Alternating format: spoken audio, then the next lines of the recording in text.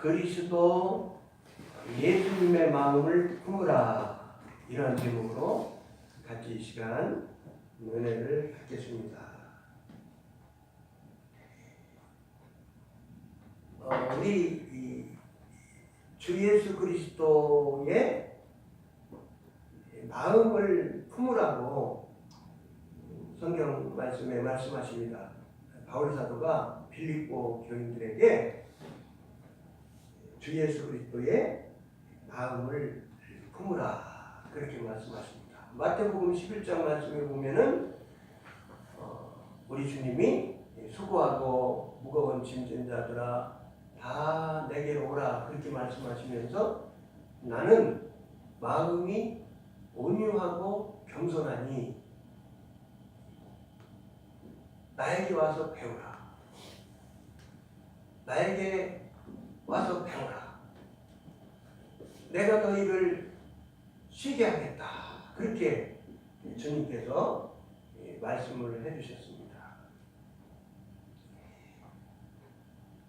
하나님께서는 우리들이 하나님께서 주시는 평강을 누리고 하나님께서 주시는 안식과 자유와 쉼을 누리기를 원하십니다. 우리 주님께서도 주님의 제자들이 하나님의 모든 성도들이 다 하나님께서 주시는 안식과 쉼을 누리면서 살기를 원하시는 거예요. 그래서 우리 주님께서는 이제 우리들에게 성경 말씀의 영양식을 주심으로 말미암아 우리들이 성경 말씀을 공부하고 성령의 사람이 되고 사랑의 사람이 되고 순종의 사람이 되어서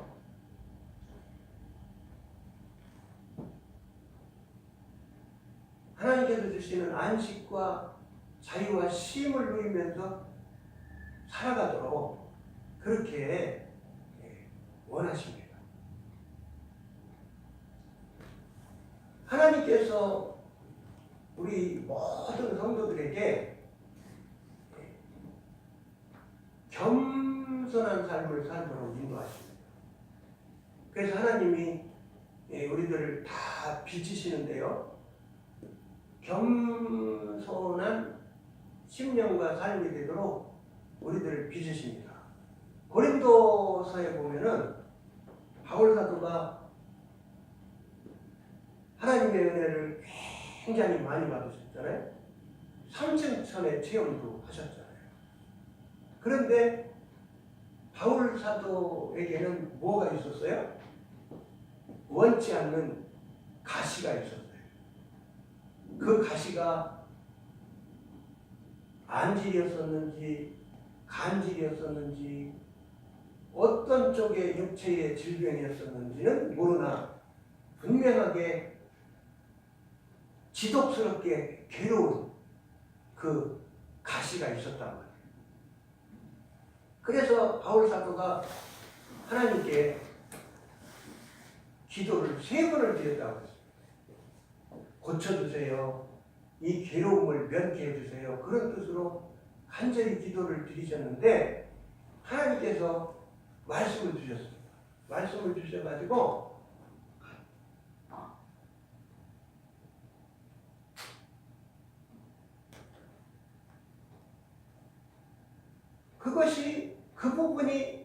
그 부분이 은혜다. 그 부분이 은혜다.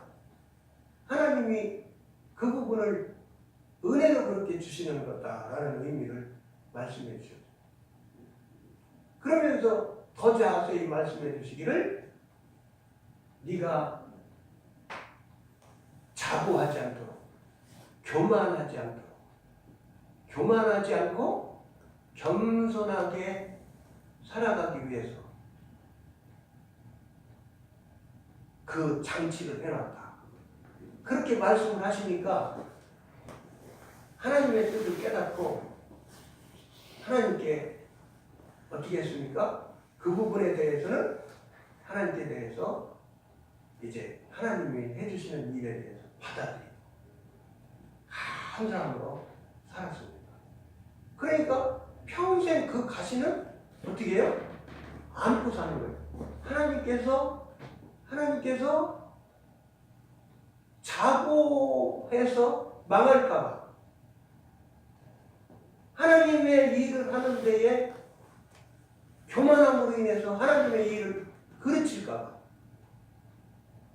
겸손해져가지고 하나님을 의지하고 하나님의 능력을 구하고 하나님의 도우심을 구하고 막 성령 하나님을 의지해서 하나님께서 주시는 힘으로 하나님의 일을 해서 하나님께 영광 돌리고 항상 하나님께 영광 돌리면서 살고 하나님의 능력으로 하나님의 일을 하면서 그렇게 살아서 쓰임받는 인생을 살기를 원하셔서 겸손한 장치를 해놓습니다. 그러니까 그 사실을 깨닫고 그 부분에 대해서는 이제는 하나님께 기도를 드리지가 않아요. 하나님께서 나한테 그렇게 해주신 뜻이다 생각을 하고 늘 겸손한 심령이 되어 늘 성령 하나님을 더 의지하고 하나님을 의지하는 가운데 하나님께서 주시는 능력을 힘입어가지고 주의 일을 힘써서 그렇게 해드리며 살았습니다. 그래서 하나님께서는 우리 모두에게 하나님께서는 이제 어떤 교육을 시키시냐면은 이제 사랑의 교육을 시키십니다. 사랑의 사람이 되도록, 성령의 사람이 되도록, 자꾸 성령 하나님께 순종하는 사람이 되도록, 그리고 하나님의 사랑을 본받았어요. 우리들도 하나님을 사랑하며 살고 더욱 하나님을 사랑하며 살고 또 이웃들을 힘써서 사랑하면서 사는 삶을 더욱 살도록 우리들을 사랑의 사람으로 자꾸 빚어나가시고 겸손한 사람, 온유한 사람으로 빚어나갔습니다. 그래서 로마서 8장 29절 말씀에 그 말씀의 의미는 우리들을 택하여 주시고 우리들을 불러주신 그 이유가, 목적이 주 예수 그리스도의 형상을 담는 사람으로 만드시려고 우리들을 불러주셨다고 그러십니다. 그러니까 주 예수 그리스도의 형상은 어떠한 형상입니까? 주 예수 그리스도는 성경 말씀을 보면 주 예수 그리스도는 항상 사랑의 삶으로 사시잖아요. 하나님께 순종하는 삶, 하나님을 경외하는 삶, 항상 하나님의 뜻에 순복하시는 삶. 그리고 우리 주님은 기도의 모범이시고 우리 주님은 사랑의 모범이시고 우리 주님은 겸손의 모범이시고 모든 면에 우리 주님은 모범이시죠. 그래서 우리들이 성령 하나님을 모시고 살면서 성령 하나님이 하나님을 사랑하면서 살자, 가족 식구들과 이웃들을 사랑하면서 살자, 용서하면서 살자, 남편을 용서하고 자녀를 용서하고 이웃을 용서하고 나에게 상처를 준 사람을 용서하고 사랑하면서 살자. 성령 하나님께서 그렇게 인도해 주시는 대로 우리가 순종하기에 힘쓰면서 살아나. 그래서 성령 하나님께서 우리의 속사람을 자꾸 성령 하나님께서 이제 성장시켜 주십니다. 그래서 우리가 성령 하나님의 인도해 주심을 쫓아서 살고 또 성경 말씀을 영의 양식으로 주시면 이 말씀을 우리가 이제 영의 양식으로 먹고 이 성경 말씀을 통해서 성령 하나님의 인도해 주심을 통해서 깊은 해결을 드리고 그래서 우리가 자꾸 인본주의를 버리고 자꾸 성령 하나님의 말씀해 주심에 인도해 주심에 순종하는 사람으로 자꾸 살아나가면 갈라디아서 5장 22절 23절에 말씀해 주신 바대로 성령의 열매를 맺으면서 살게 해주세요. 그래서 성령의 열매를 맺으면 이 성령의 열매는 다 9가지 열매가 사실은 사랑의 열매라고 볼 수가 있는 거예요. 하나님께 대하여 사랑하면서 살고 가족 식구들과 이웃들을 대하여 교회의 성도들을 대하여 살 때에 다 맺는 열매. 성령 하나님의 인도함을 쫓아서 성령 하나님이 빚어주시는 바에 의해서 맺어지는 이 열매가 다 사랑하면서 살다가 맺는 열매라고 해요. 이 9가지 열매를 맺어주신다고 해요. 그래서 주님의 성품을 담고 주님의 인격을 담고 주님의 삶을 닮음으로 말미암아 주 예수 그리스도의 형상을 자꾸 닮아가는 거예요. 그래서 주님께서는 마태복음 11장 말씀에 주님께서는 말씀해 주시기를 나는 마음이 온유하고 겸손하다. 마음이 온유하고 겸손하다. 그렇게 말씀하셨어요.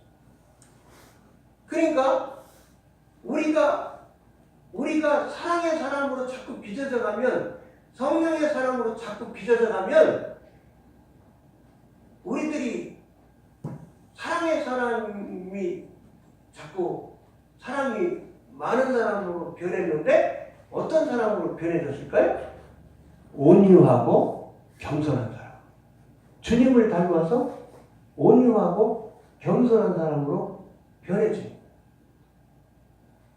오늘 본문 말씀에 보니까 오늘 본문 말씀에 빌립보서 2장 5절 말씀에 너희 안에 이 마음을 품으라. 곧 그리스도 예수의 마음이니. 그래서 그리스도의 예수의 마음은 어떤 마음이겠어요? 주님의 마음은? 주님의 마음은 사랑의 마음. 그죠? 주님의 마음은 사랑의 마음. 주님은 거룩하시니까 거룩하신 마음. 주님은 어떤 분이세요? 주님은 긍휼이 풍성하신 분이니까 긍휼의 마음. 주님은 자비가 풍성하신 분이니까 그 친절이 많으신 주님. 주님은 사랑이 풍성하신 분이니까 주님은 사랑의 마음이죠. 그런데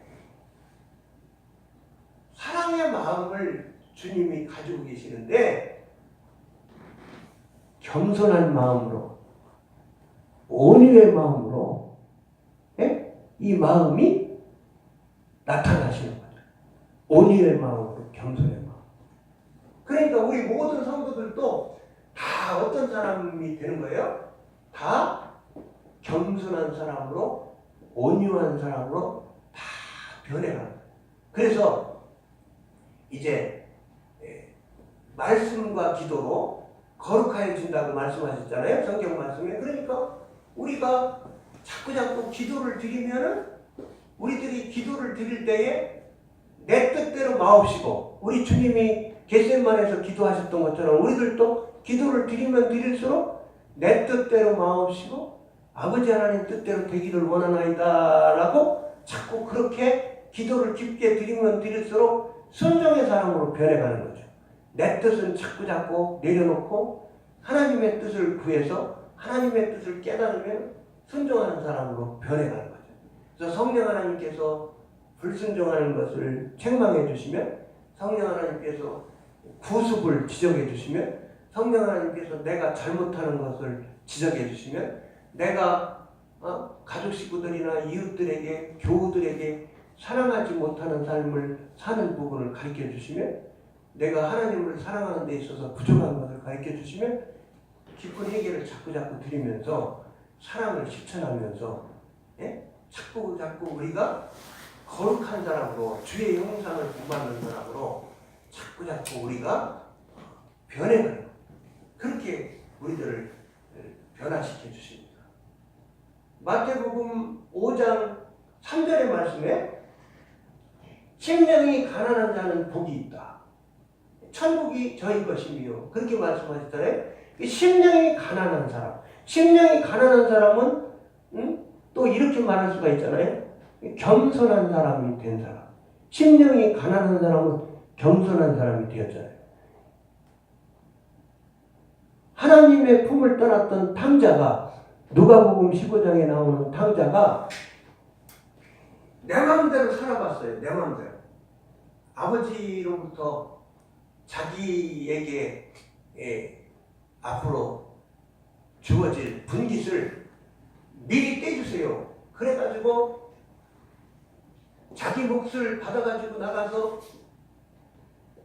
막 자기가 자기 마음대로 막 인생을 사는 거예요. 하나님 품을 떠나가지고 그냥 인본주의로 사는 거예요. 그렇게 자기 마음대로 살아보니까 물 떠난 고기가 살 수가 없는 것처럼, 자기 마음대로 살아보니까 고달픈 인생이 전개된 거예요. 그러니까 겸손한 사람이 되었잖아요. 고생을 엄청나게 많이 하고 겸손한 사람이 되어서 심령이 가난한 사람이 되어가지고 어떻게 했습니까? 이제는 내가 아버지 아들이라고 불림받을 만한 자격은 없지만은 내가 그래도 아버지 집에 돌아가야 되겠다. 그래서 염치 없지만은 그저 우리 집에는 소금들도 잘 먹고 사는데, 나는 뭐 지금 돼지가 먹는 지엽 열매도 제대로, 지엽 열매나마나 제대로 먹지 못하는 인생을 사는데, 내가 아버지 집에 가서 품꾼 노릇을 해야 되겠다. 그러면 품꾼도 잘 먹고 사는데 내가 염치는 없지만 나를 품꾼으로 하나로 써주세요 하는 얘기를 하고서 품꾼으로라도 살아야 되겠다. 그리고 겸손한 심령이 되어서, 심령이 가난한 심령이 되어서 아버지 집으로 돌아오지 않습니까? 그랬더니 아버지께서는 어떻게 하십니까? 저 먼 곳에서부터 아들을 알아보고, 매일매일 그 기다렸던 아버지가 그저 먼 곳에 있는 아들을 알아보고 쫓아가서 그저 막 품고 안고 막 끌어안고 막 그렇게 하고 막 좋은 옷 입히고 막 그냥 몸 단장시키고 막 그렇게 하는 장면이 나오지 않습니까? 심령이 가난하다는 것, 겸손하게 산다는 것은 모든 기독교인들이 필요한 덕목이에요. 하나님께서 그렇게 우리들을 낮춰가시는 거예요. 은혜를 받으면 받을수록, 우리가 성경 말씀을 공부하면 공부할수록 우리가 겸손한 사람이 되어가는. 그리고 또 온유도 비슷한 말이에요. 온유한 사람이 되어야 되는 거예요. 온유한 사람이 되어야 돼요. 제가 책에서 적어놨어요. 온유는 겸손의 구체적인 표현이다. 성령의 내적 충만에 의한 내적 질적 변화의 결과라는 말이다. 온유는 겸양이다. 겸양. 온유는 친절이다. 온유는 공손합니다. 온유는 예절 바릅니다. 온유는 신중합니다. 온유는 사려 깊음이다. 온유는 양보십니다. 온유는 부드러움이다. 온유는 유순합니다. 온유는 선량합니다. 온유는 인자합니다. 온유는 너그러움이다. 온유는 열린 마음이다. 온유는 정중합니다. 이 온유와 겸손이요, 이렇게 이렇게 많은 뜻을 내포합니다. 온유하고 겸손한 사람은요, 온유하고 겸손한 사람은 공손하게 살고 예절 바르게 살고, 그죠? 남을 나보다 낮게 여기며 살고. 오전 시간에도 말씀드렸는데요, 온유하고 겸손한 사람은 남의 장점을 보는 거예요. 남의 장점. 예? 남의 장점을 봐서 저 사람은 참 근면한 사람이야, 정말 저 사람은 부지런한 사람이야, 저 사람은 참 저런 모습이 좋더라니까, 저 사람은 저런 모습이 참 장점이더라니까, 저런 모습은 나도 배워야 되겠다라니까, 이러면서 남의 흠을 캐고 단점을 캐고 자꾸 남의 눈에 있는 티를 보려고 하지를 않고, 겸손하고 온유한 사람은 남의 장점을 자꾸 보고 격려하고 칭찬하는 말, 남을 나보다 낮게 여기고, 다른 사람이 가지고 있는 은사에 대해서는 같이 기뻐하고, 그리고 또 그 은사를 잘 활용하도록 오히려 도움을 주고, 그렇게 해서 우리가 교회에서 교회 생활하는데 서로 사랑하면서 살아요. 은사를 발견해주고, 권사님은 이런 은사가 있으신 것 같아요. 목사님은 이런 은사가 있으신 것 같아요. 목사님은 이런 은사도 있으신 것 같으네요. 사모님은 이런 은사도 있으신 것 같으네요. 사모님은 이런 부분도 잘하시는데 은사신 것 같으네요. 막 은사를 발견해주고, 오히려 은사를 질투하고 시기하고 그러는 것이 아니라 은사를 발견해주고, 예?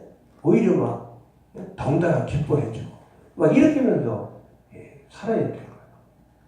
온유하고 겸손한 사람은요, 예? 온유하고 겸손한 사람은 사랑을 실천하면서 사는 거예요. 온유하니까, 겸손하니까 자꾸 배우려고 사는 거예요. 배우려고. 자꾸 배우는 자세. 자녀한테도 배우려고 하는 자세. 남편한테도 배우려고 하는 자세. 자꾸 배우려고 하는 자세를 사는 거예요. 그냥 성도들한테도 배우고, 자꾸 배우려고 하는 자세. 온유하고 겸손한 사람은 하나님을 경외하는 삶을 살죠. 하나님을 경외하는 삶을 살죠. 그죠? 하나님을 경외하면서 사는 사람은 하나님을 사랑하고 존경하고 공경하고 살고, 그리고 하나님을 두려워하고 살고, 그리고 하나님을 공경하는 사람은, 하나님을 경외하는 사람은 영적 지도자도 존경하며 살고, 그리고 남편에게 존경하고, 그리고 윗사람들 존경하고, 그렇게 살아가는 거예요. 공손하게 윗사람들 존중하고 존경하고, 그렇게 살아가는 거예요. 얼마나 이 겸손과 온유가 얼마나 좋은 덕목인지 몰라요. 이 주님께서는 이 덕목을 배우기를 원하세요. 가르치시는 거예요. 주님께서 가르치시는 거예요. 빌립보서 2장 본문 말씀에 보면은요, 다시 한번 본문 말씀을 읽어보면은요, 너희 안에 이 마음을 품으라. 곧 그리스도 예수의 마음이니 그는 근본 하나님의 본체시나 하나님과 동등됨을 취할 것으로 여기지 아니하시고 오히려 자기를 비어 종의 형체를 가져 사람들과 같이 되었고. 그러니까 하나님이시잖아요. 하나님이신데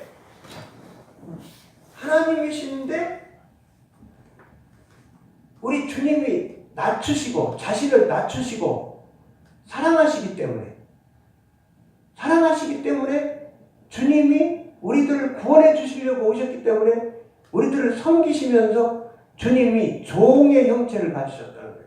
그러니까 종은 어떻게 살아요? 종은 섬기는 사람으로 사는 거죠. 그러니까 우리 주님의 이 종의 자세로 살으셨던 것을 우리들도 배우기를 원하시는 거예요. 섬기는 자로.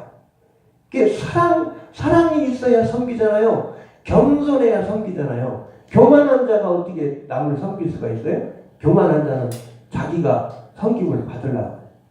그죠? 그러니까 우리 주님이 종의 형체를 가지셨던 것처럼, 그래서 사랑을 가지시고 우리들을 섬기셨던 것처럼 우리들도 주님의 섬김의 모범을 본받아서 우리들도 종이 되어, 우리들도 사람들의 종이 되어서 우리들도 섬기는, 사랑하는 그런 삶을 우리들도 살기를 원하시는 거예요. 8절 맞죠?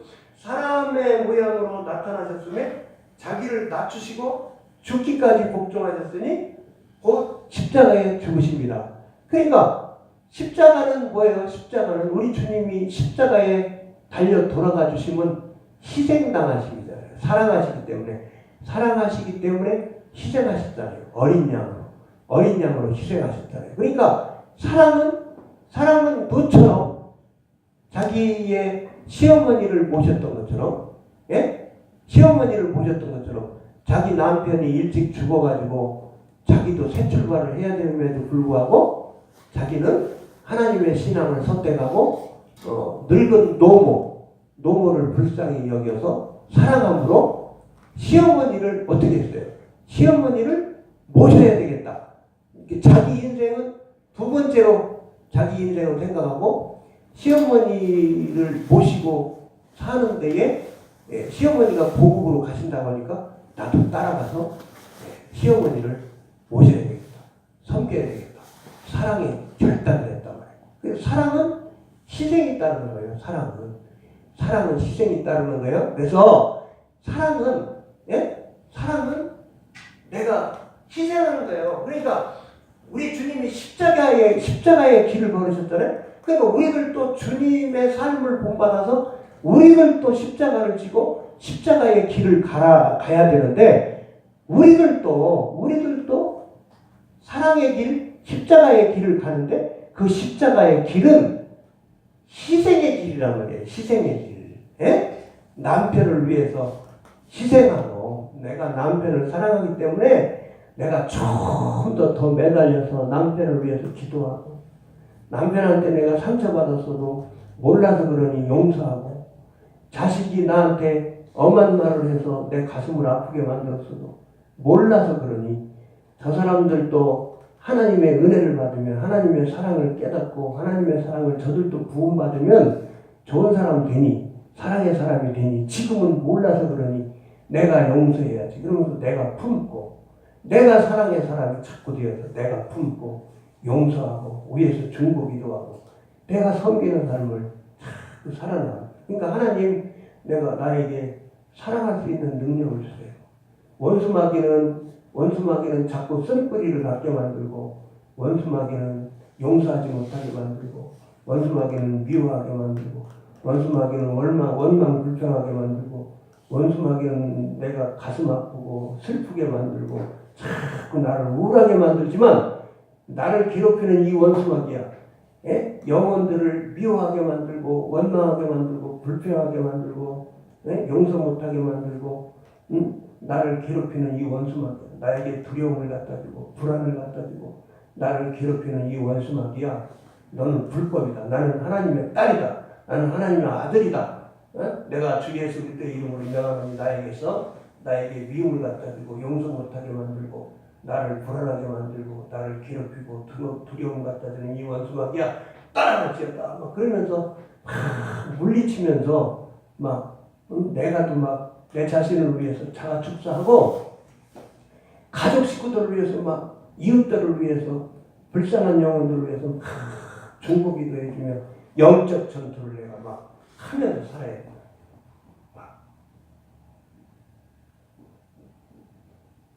우리 주님의 복음은 어느 부분이에요? 또 우리 주님의 복음은 순종 복종의 복음.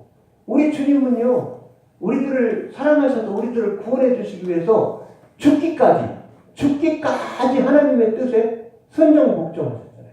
그러니까 우리들에게 원하시는 것도 우리들을 이걸 가르쳐 주시는 거예요. 우리들도 선교의 자리가 만나지면 우리들도 선교하기를 원하시는 주님께서.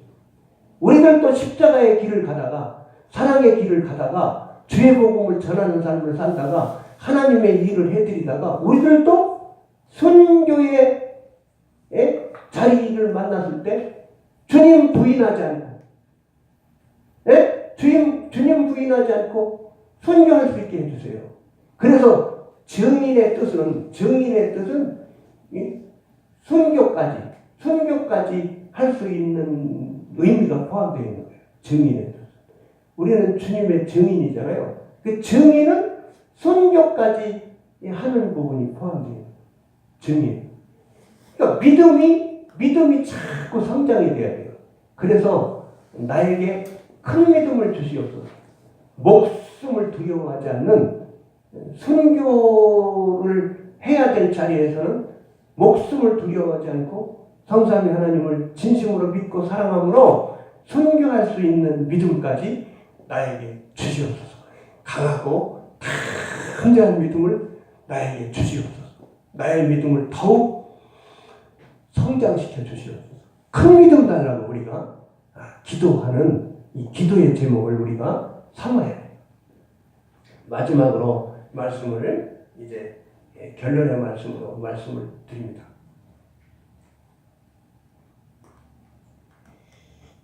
우리 잠언서를 찾아보겠어요? 잠언 22장을 찾아보겠습니다.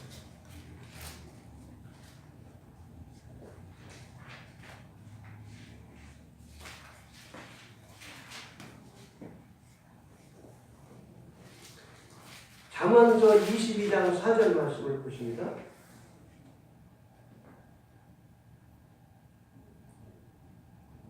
겸손과 여호와를 경외함의 보응은 재물과 영광과 생명이니라.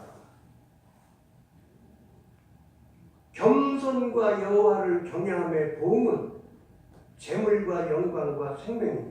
그러니까 겸손하게 살고 여호와를 경외하는 삶을 사는 사람들에게 우리 주님께서 상과 복을 주시는데 재물을 주시는 거예요. 재물.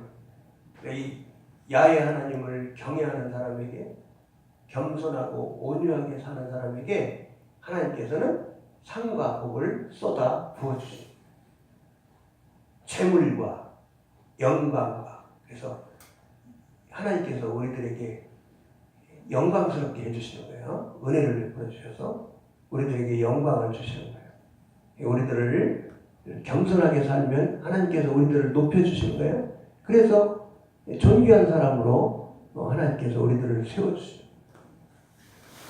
재물과 영광과 생명이니라.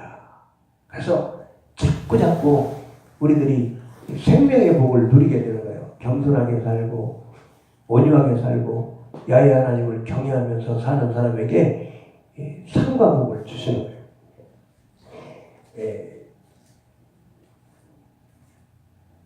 잠언을 찾아보셨으니까 15장으로 가보겠어요. 잠언 15장. 잠언 15장 33절을 찾아보겠습니다.